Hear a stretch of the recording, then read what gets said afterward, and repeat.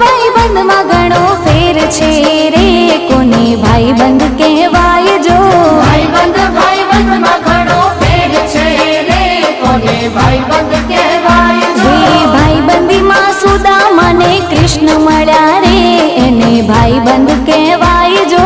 ભાઈબંધી માં સુદામા ને કૃષ્ણ મળ્યા રે, એને ભાઈબંધ કહેવાય જો? એ જવાની માં ફેર છે રે, જવાની કોને કે